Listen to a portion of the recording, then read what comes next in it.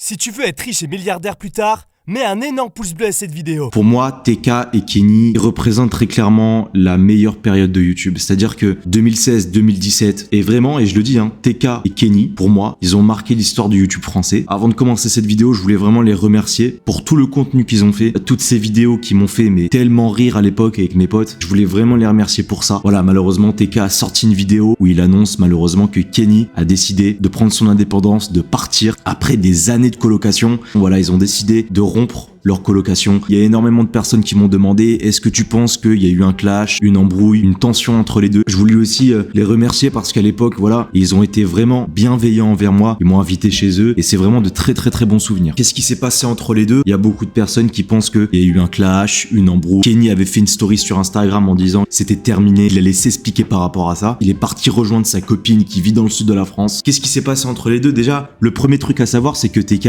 c'est un mec, voilà, c'est très rare ce genre de personne dans la société, mais il a un mental incroyable ce mec. Il peut encaisser des choses que la plupart des gens ne peuvent pas encaisser et continuer sa route, ne pas abandonner. C'est un secret pour personne. Ce qui s'est passé avec cette fille de 16 ans, ça a bien montré que voilà, il a jamais abandonné, il a continué, il a fait face à tout ça. Voilà, ça se voit qu'il en souffre toujours. Il y en aurait énormément, ça j'en suis sûr, J'en suis convaincu qu'il y en a plein. Il y en aurait beaucoup qui auraient disparu, il y en aurait beaucoup qui se seraient foutus en l'air. Donc je pense que c'est un secret pour personne. TK a un mental d'acier. Et donc pourquoi je parle de ça, c'est parce que pendant des années, TK, c'est un énorme charbonneur. Il y a eu une période sur YouTube où il faisait 5 vidéos par jour. Il y a eu quand même une période où il faisait 5 vidéos par jour, et ça pendant des années. C'est quelqu'un qui charbonne, même s'il est fatigué, même s'il est pas bien, il continue, même s'il y a des milliers d'insultes et des milliers de dislikes, il a toujours continué. Donc c'est quelqu'un qui a un mental d'acier. Et en fait, je pense qu'aujourd'hui, ce qui a fait qu'il y a une rupture entre les deux, il y a quelques années, TK a donné l'opportunité à Kenny de créer une chaîne YouTube pour pouvoir avoir des revenus, etc.